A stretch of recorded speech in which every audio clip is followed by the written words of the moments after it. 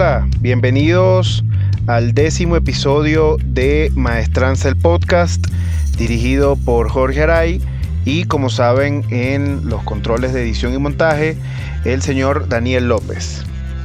Para este episodio vamos a hablar sobre una de las figuras más interesantes de finales del siglo XIX y de gran influencia durante el inicio del siglo XX venezolano, que es el general Juan Vicente Gómez Chacón. Juan Vicente Gómez es una figura que vamos a analizar en varios episodios. Su influencia política y militar y económica inclusive fue demasiado amplia y demasiado fuerte como para poderla desarrollar durante un solo episodio, y aparte van a poder determinar durante este encuentro número 10 que tenemos en Maestranza, que es muy intrincado el proceso de análisis de Juan Vicente hasta llegar a la presidencia. Este episodio va a llegar hasta el momento en que Juan Vicente logró tomar el poder de la presidencia venezolana, porque su proceso de gobierno es muy interesante y es algo que merece un análisis un poco más profundo y detallado. Vamos a hablar un poco sobre la vida de Juan Vicente, cómo fue Juan Vicente Gómez en sus inicios como ciudadano, y además cómo logró enrolarse en una historia demasiado rara y aparte con demasiadas influencias militares. En este episodio, a diferencia de los otros, sí vamos a hablar de muchas fechas, no vamos a dar fechas exactas, vamos a hablar más que todo de aproximadamente de años, porque es importante que veamos los procesos largos que llevó Juan Vicente Gómez hasta lograr tomar el poder, y así también vamos a poder entender cuál fue su nivel de influencia y por qué fue tan temido y respetado durante su proceso de gobierno y durante la época en la que generó influencia. Y esto también nos sirve a nosotros para ver que la historia de Venezuela, desde la independencia quizás hasta la actualidad, siempre se ha analizado o revisado por la capacidad de poder de un hombre durante ciertos periodos. Me refiero, por ejemplo, durante la independencia se habla normalmente de Simón Bolívar. Después de la independencia empiezan a aparecer figuras como Antonio Guzmán Blanco, como el mismo Gómez. Podemos hablar también de figuras como Marcos Pérez Jiménez. Es decir, la historia venezolana lamentablemente se seccionó sobre el poder de un hombre en la presidencia.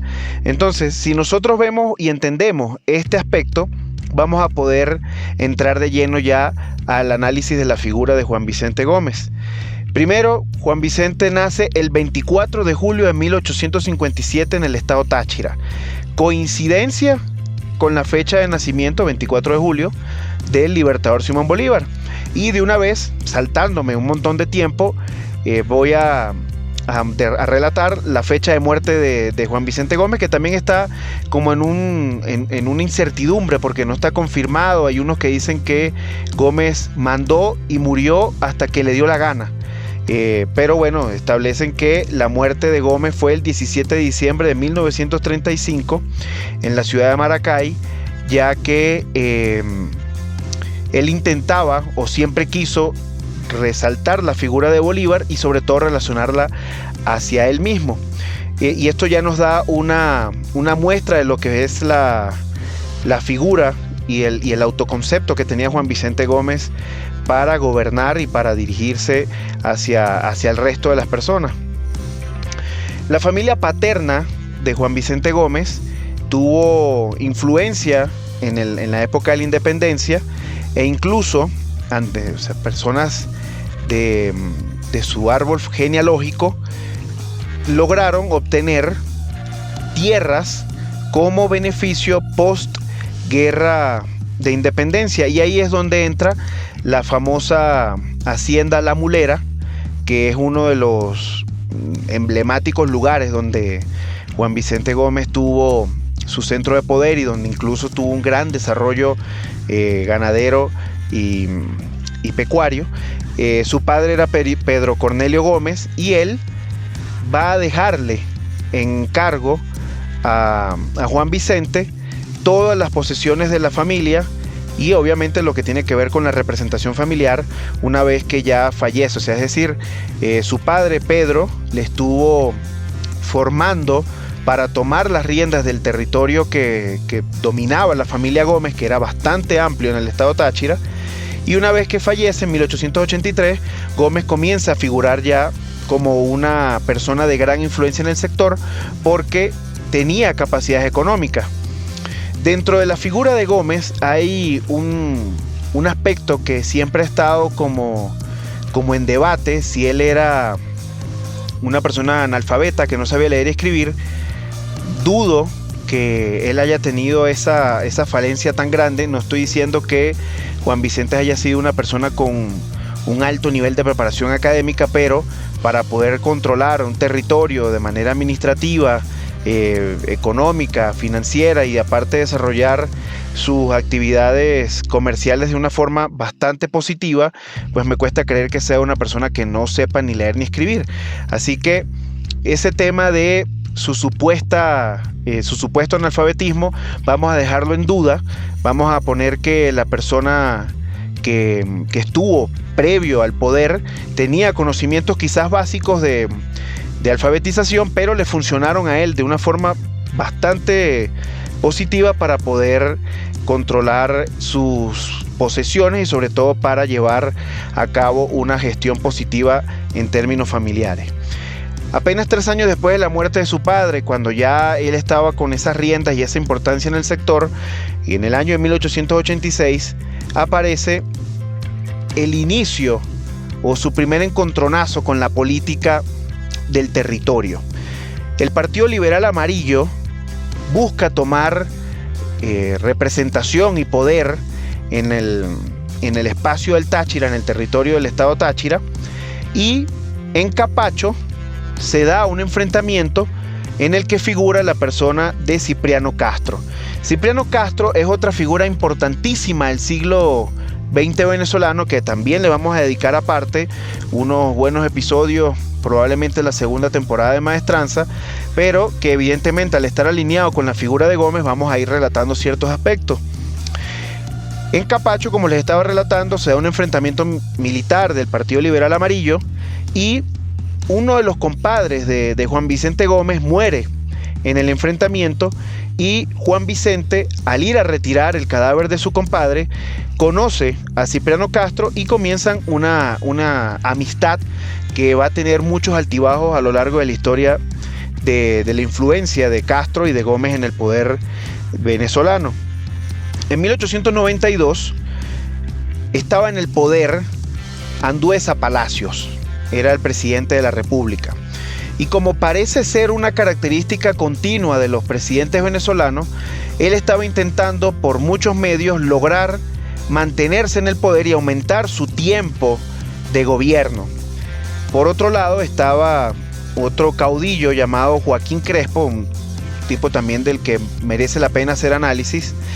Se va a enfrentar a Andueza Palacios para evitar que se dé ese aumento del gobierno de Andueza. Cipriano Castro era partidario del grupo de Andueza Palacios y va a formar parte de ese grupo de militares, de soldados, de hombres en armas que van a defender a Andueza, pero Andueza Palacios pierde el proceso y esa dupla que ya se había iniciado, esa amistad entre Castro y Gómez, deben huir a Colombia.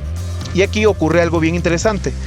Gómez y Castro van a estar fuera de Venezuela hasta el año 1899, es decir, van a pasar aproximadamente 7 años fuera del territorio venezolano y van a establecerse en el territorio de lo que hoy es Colombia, pero casi en la misma frontera con el estado Táchira.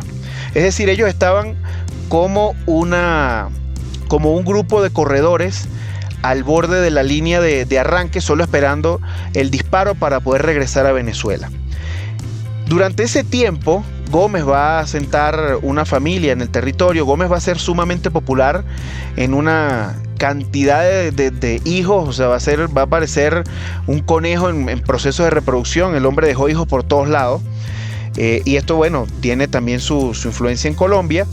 Y para que ustedes puedan ver lo que les dije al inicio sobre las capacidades de desarrollo económico que tenía Juan Vicente Gómez, él desde cero logró levantar un buen ingreso económico en Colombia porque sabía cómo dominar el territorio, sabía cómo poner a producir las tierras y sobre todo cómo negociar. O sea, Gómez no murió de hambre estos 7 años, él logró recuperar su estatus económico estando en Colombia. Sin embargo, a finales ya del siglo XIX venezolano, ya para 1899, va a haber otra inestabilidad política. Y esto aquí voy a detenerme solo un segundo. Venezuela era un cuero seco. Por donde lo pise se levantaba. A cada rato había revoluciones. A cada rato había un nuevo caudillo. A cada rato había una nueva intentona de tomar el poder y sobre todo de usurpar el poder por medios violentos. Aquí los caudillos aprovecharon esa debilidad, entre comillas, del poder central venezolano para intentar usurparlo.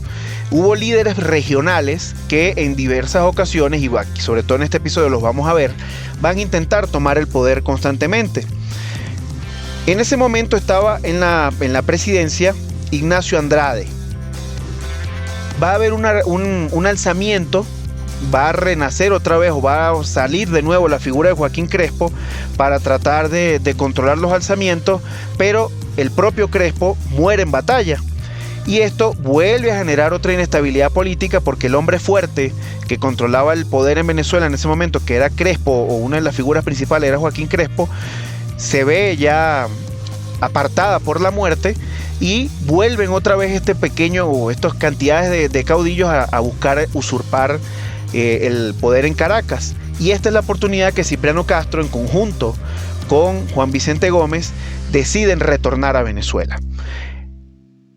Este hecho arranca lo que se conoció como la Revolución Liberal Restauradora, que inició su proceso militar en mayo de 1899, ingresando al Táchira con la misión clara y definitiva de tomar el poder en Caracas.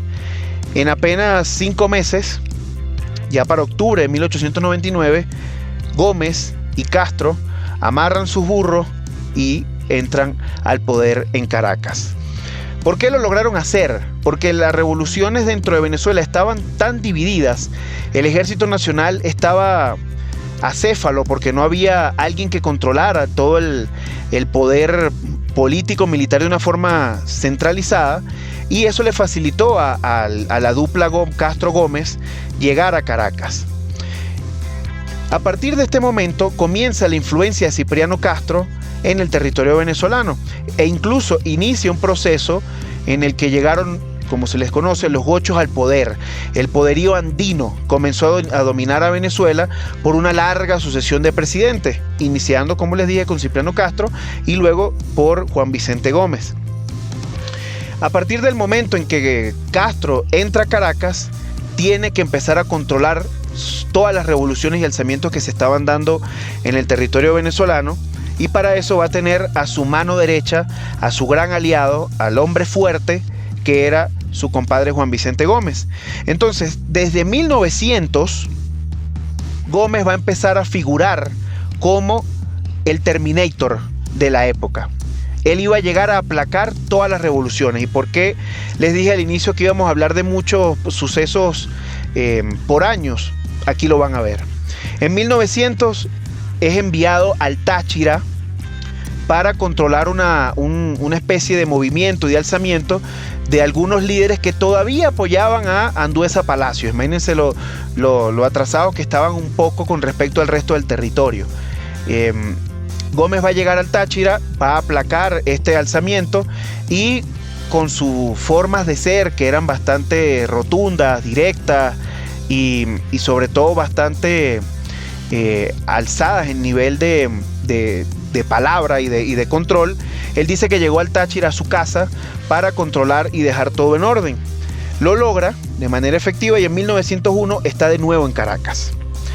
Para el año de 1901 Castro había promocionado una nueva constitución, y aquí también es interesante decir que Venezuela es uno de los países de Latinoamérica con mayor cantidad de procesos constitucionales a lo largo de su historia. De hecho, estudiar historia constitucional de Venezuela es muy interesante porque nos vamos a poder dar cuenta de todos los procesos legislativos que llevó el territorio venezolano hasta la actualidad. Esto de hacer reformas, cambios constantes o de quizás crear una asamblea constituyente no es nuevo. Recuerden que debajo del sol no hay nada nuevo. Ya para posterior a 1901, o durante el año, o sea, posterior al retorno de Gómez a Caracas y a acompañar de nuevo a su compadre Cipriano Castro, va a iniciar una de las revoluciones más interesantes de esta época, que es la Revolución Libertadora, dirigida por Manuel Antonio Matos, que estaba apoyada por una empresa estadounidense que era la New York and Bermúdez Company.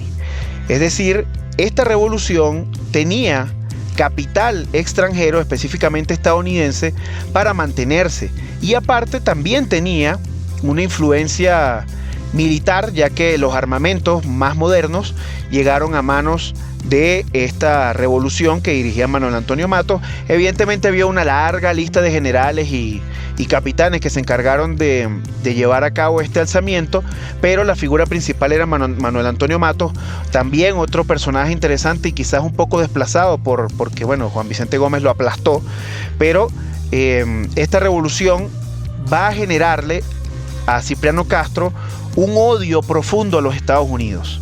No sé si ustedes recordarán, en muchas alocuciones de Chávez hablaba de Cipriano Castro como un héroe, y era porque compartía con él el odio a Estados Unidos, pero en esta ocasión tenía la demostración completa Castro en las manos sobre el apoyo militar a la Revolución Libertadora. Recuerden que todo el proceso post-independencia también estuvo marcado por un fuerte odio entre diferentes grupos sociales, y el grupo social que estaba en el poder bajo la figura de Cipriano Castro era repudiada por la mayoría de las personas más letradas dentro de Venezuela, y por eso la figura de Manuel Antonio Matos tuvo cierta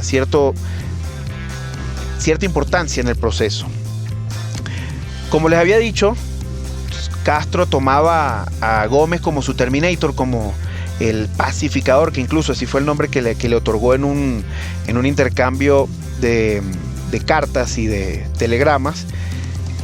Va a enviar a Gómez a aplacar la Revolución Libertadora. La diferencia de la Revolución Libertadora a las otras revoluciones es que fue un poco más de mayor alcance a nivel nacional y que tuvo varios momentos con varios procesos de control en diferentes regiones del territorio, y hubo varias resurrecciones de la Revolución Libertadora. Pero hablando de este inicio, Gómez se va a enfrentar a esta revolución dirigida como les dije, por Manuel Antonio Matos, y en la ciudad de Carúpano Gómez va a recibir un balazo en una pierna, va a quedar muy mal herido y se va a tener que regresar a Caracas. En su cargo o en la obligación de controlar las fuerzas del gobierno versus esta Revolución Libertadora va a quedar Bellutini, y es el que va a finalizar este proceso en ese momento. En 1902, o sea, ya todavía existía esta Revolución Libertadora molestando el gobierno de Castro. Gómez va a asumir la presidencia temporal de Venezuela. Él era el segundo vicepresidente. ¿Por qué asume? Porque Castro quiso tomar las riendas y dirigir el ejército para enfrentar a la Revolución Libertadora. En ese proceso del presidente en campaña, en guerra, en procesos de guerra, se va a dar una de las batallas más violentas de las guerras civiles de Venezuela, que va a ser la Batalla de la Victoria. Esto ocurrió el 12 de octubre de 1902 y finalizó la batalla el 3 de noviembre de 1902, es decir, días y días, horas y horas de enfrentamiento. ¿Por qué sucedía esto? Porque bueno, obviamente ya había cambiado el armamento militar dentro de las fuerzas de Venezuela, ya no era como las guerras de independencia, y esto también genera un impacto muy fuerte en el proceso de las guerras internas, las guerras civiles en Venezuela, porque al tener armas automáticas, el proceso es mucho más violento y hay mayor cantidad de muertes. Sin embargo, esta dupla, Gómez y Castro, que bueno, Castro logra que Gómez se recupere y se una a su grupo de militares, vencen a la Revolución Libertadora, y Castro, con un movimiento un poco raro, decide mantener su autoproclamación como presidente en campaña, y va a seguir recorriendo el territorio, aplastando las diferentes revoluciones que se van dando. Incluso en 1903 se va a dar el bloqueo a las costas venezolanas. Este hecho histórico lo vamos a analizar también en un solo capítulo, porque ahí hay muchas cosas que relatar y hay muchos elementos que no vale la pena pasar por encima en este punto, pero para no dejar con la duda, se da por la falta de pago, principalmente por la falta de pago de las deudas acumuladas desde la independencia a los territorios de Inglaterra, Alemania e Italia. Ahora, una vez que la dupla Castro-Gómez logra sortear este obstáculo del bloqueo a las costas, nuevamente se da otro alzamiento, y nuevamente Castro designa a Juan Vicente Gómez como el militar, el general encargado de aplacarlo. Esta vez Gómez se va a enfrentar a Nicolás Rolando y lo va a derrotar de una forma bien importante, en la que Rolando no va a morir en batalla, pero va a lograr atrincherarse y huir hacia la zona sur de Venezuela. Por otro lado, la Revolución Libertadora vuelve otra vez a aparecer en la palestra política. Nuevamente aparece Manuel Antonio Matos con un intento de toma de la ciudad de Coro, si no me equivoco, y vuelve otra vez esta resurrección de la Revolución Libertadora. Nuevamente, Castro va a designar a Gómez para enfrentar a Manuel Antonio Matos, o mejor dicho, a la revolución dirigida por Manuel Antonio Matos, y Gómez le va a ganar en la batalla de Matapalo.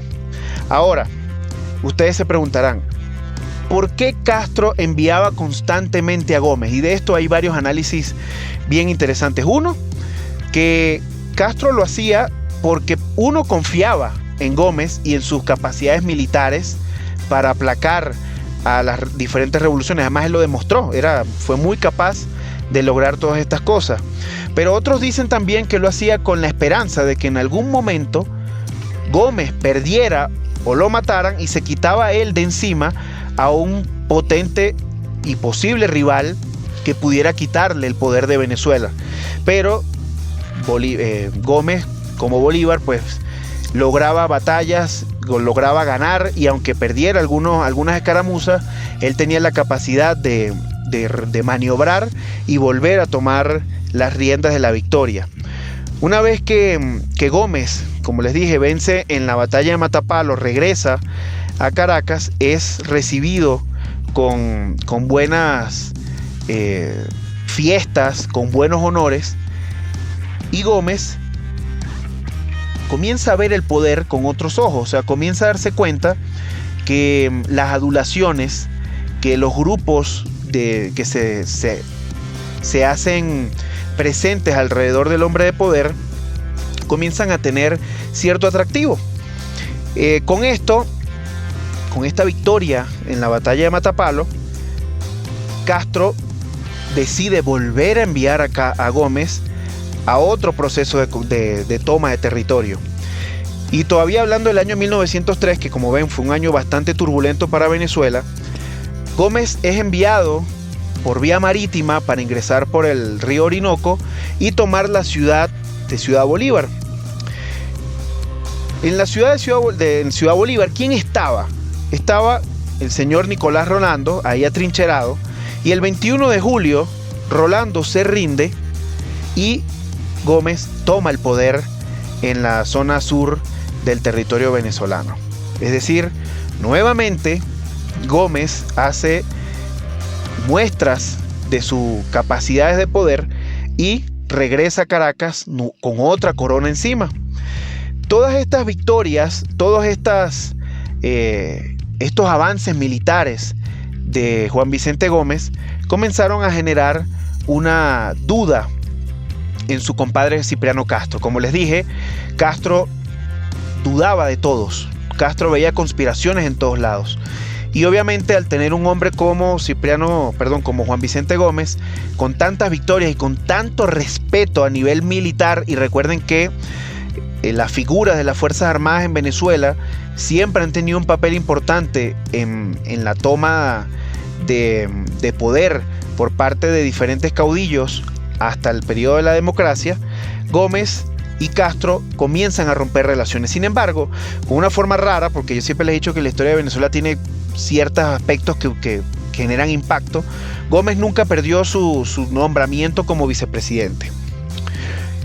Gómez va a empezar a contar con un grupo de personas que lo van a apoyar y que lo van a seguir, que se les van a denominar los gomistas.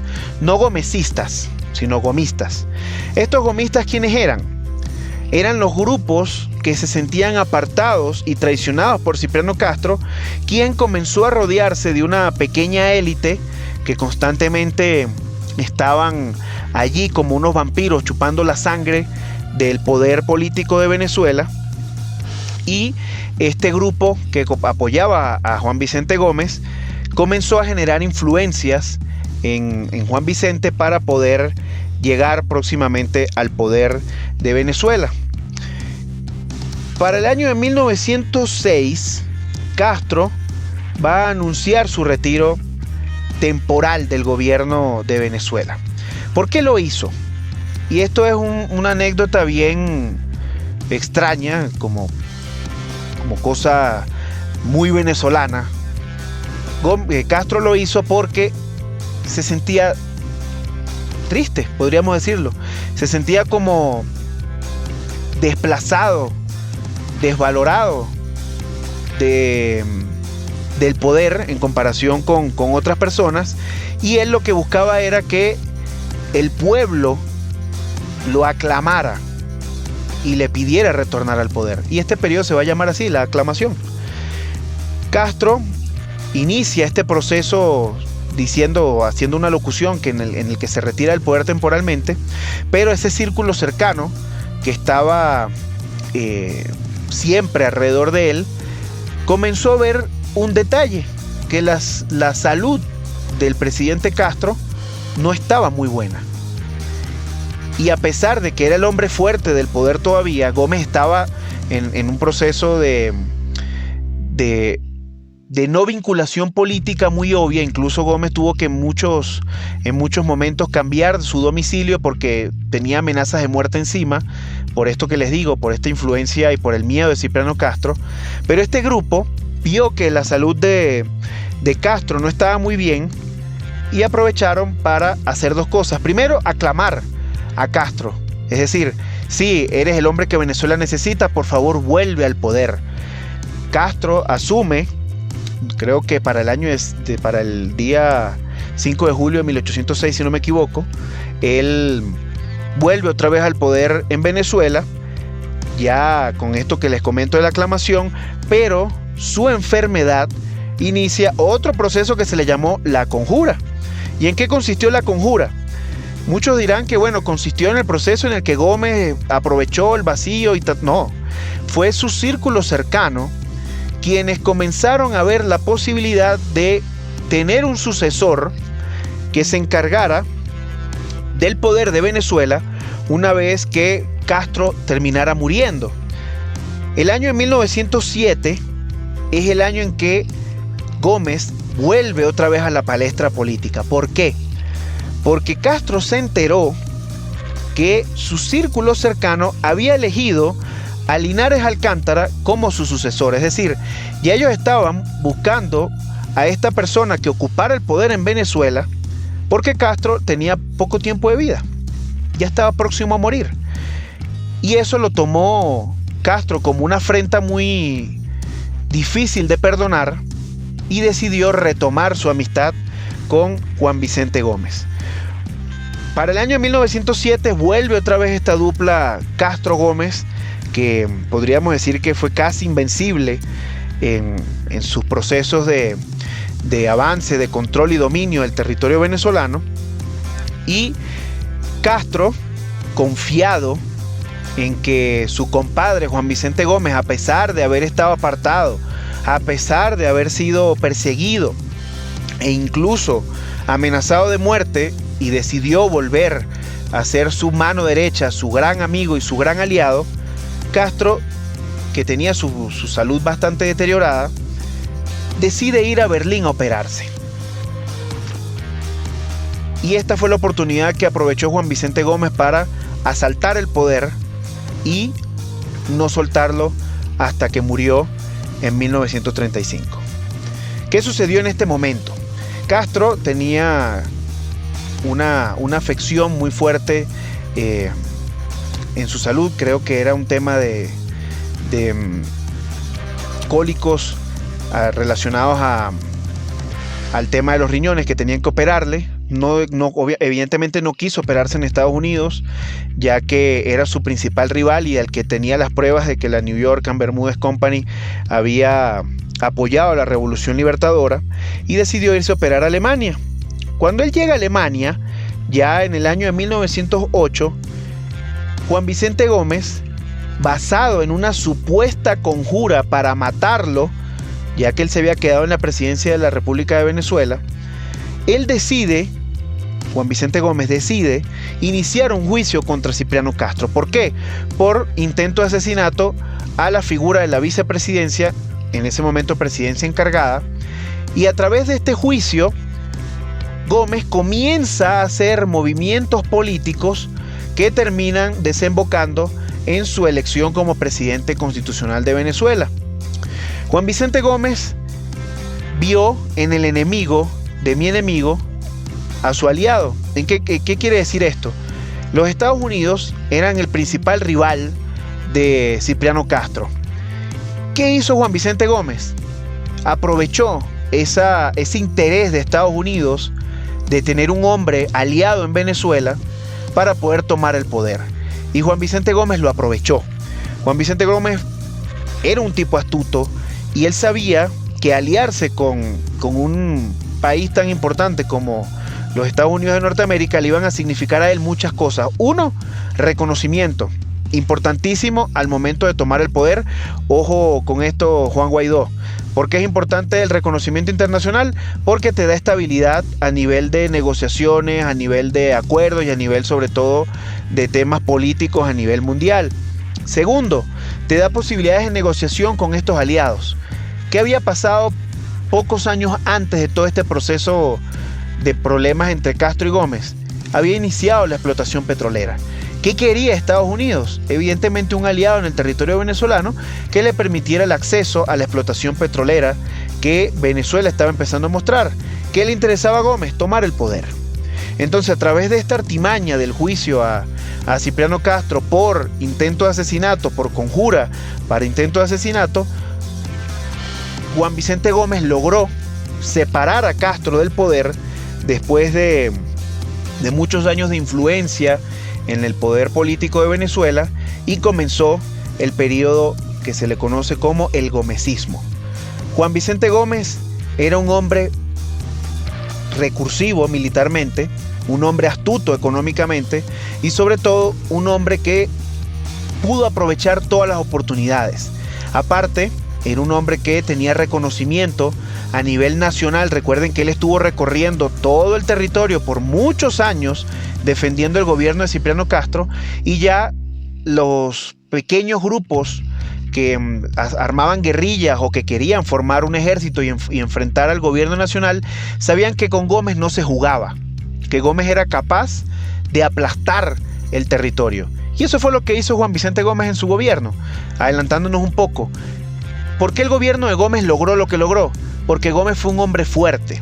Gómez fue el personaje político militar que logró centrar a Venezuela y a punta de golpes, a punta de látigo, aplacó cualquier revolución y cualquier intento de toma de poder. De hecho, por esto se dice que Juan Vicente Gómez es el fundador del Estado moderno venezolano, porque logró aplacar estos alzamientos y logró controlar el poder de una manera efectiva para que el territorio comenzara a generar un desarrollo de la mano de su nación con un gobierno central. Evidentemente, como ocurre con los gobiernos fuertes, no fue un hombre de negociaciones, fue un hombre de imposición. Y esto lo vamos a ver en las medidas que él tomó como presidente de la República de Venezuela. Sin embargo, es importante que destaquemos que Juan Vicente Gómez fue una persona que acabó con las libertades al inicio de sus gobiernos, pues al estar aliado con Estados Unidos y de buscar su aprobación, tomó medidas como libertades de prensa o incluso permitió la existencia de cierta oposición, hasta que consideró que ya no había más nada que hacer, sino simplemente gobernar, y decidió ponerse, apretarse el cinturón y justamente eso, darle cuerazos al territorio, al pueblo venezolano, para evitar cualquier tipo de alzamientos nuevos. Gómez sabía de esto, Gómez era efectivo en esto y la gente le tenía miedo. No hay peor acción del pueblo que tenerle miedo a su gobernante, y esto fue lo que pasó con Gómez. Es decir, desde el año 1808, que ya toma por vías truculentas el poder Gómez, hasta el año 1935, vamos a hablar del periodo de influencia de Gómez. De una vez les adelanto que su gobierno no fue uno y único. Hubo muchos figurines que nombró presidentes mientras él tenía el cargo del ejército, o él era el vicepresidente, o él tenía puestos importantes en el poder. No fue él el único presidente durante todo este tiempo, y esto también lo vamos a analizar. Pero como ven, en apenas pocos años, es decir, desde el año de 1886 que inicia este andar de Gómez en la política, hasta el año de 1808 que ya toma la presidencia de la República, y hasta el año de 1935 estamos hablando de poco tiempo en el que Gómez logró tomar el poder, cuando nadie en 1896 conocía la figura de Gómez, pero nadie en el año de 1908 desconocía la figura de Juan Vicente Gómez. Entonces, con esto cerramos esta primera fase de lo que podríamos hablar de la influencia del benemérito Juan Vicente Gómez en el poder de Venezuela, y en posteriores capítulos seguiremos los análisis con respecto a su gobierno, que obviamente hay muchas aristas en el tema petrolero, en el tema de control social, de torturas, sobre todo las bases de la izquierda venezolana que luego van a fundar Acción Democrática. Así que hay muchos elementos que analizar del periodo gomecista. Nuevamente les agradezco su atención. Siempre para mí es un placer leer mensajes en el Instagram. Les invito a seguirlo, @maestranza.ja, para que podamos tener un tipo de interacción. Ya superamos las 1500 reproducciones con todos los episodios anteriores. Nuevamente les agradezco de corazón toda la confianza que depositan en este podcast, y sobre todo sus constantes aportes. Quedan 2 episodios para cerrar la primera temporada, así que espero sus comentarios para el desarrollo de los últimos episodios de esta primera fase. Vienen varios anuncios importantes, así que les invito a seguir nuestras redes y sobre todo a compartir conocimiento histórico de Venezuela. Muchísimas gracias por su atención, muchísimo éxito, nos vemos el próximo jueves.